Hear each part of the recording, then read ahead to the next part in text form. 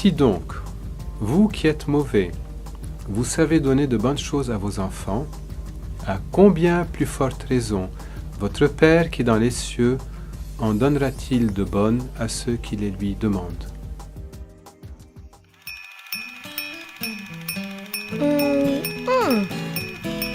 Un jour, un enfant a frappé son frère devant son père. Et le papa était très en colère.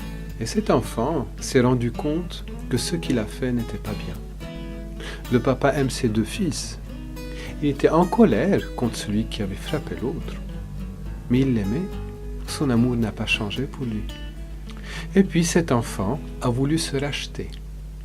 Il pensait que s'il faisait un dessin pour son papa, ça enlèverait la colère de papa.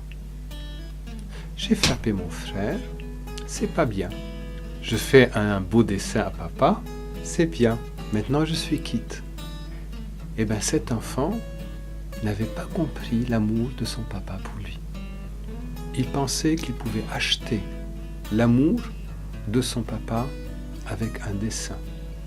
De la même façon, nous ne pouvons pas acheter l'amour de Dieu. Nous ne pouvons pas mériter l'amour de Dieu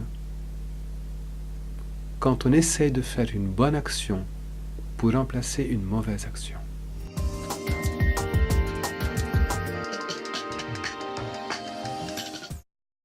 Le salaire du péché, c'est la mort.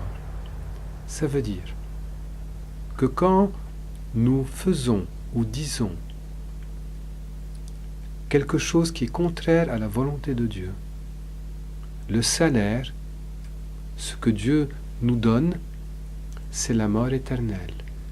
Ça veut dire la séparation pour toujours d'avec Dieu. Une seule désobéissance nous éloigne de la présence de Dieu pour toujours. Et nous ne pouvons pas racheter cela.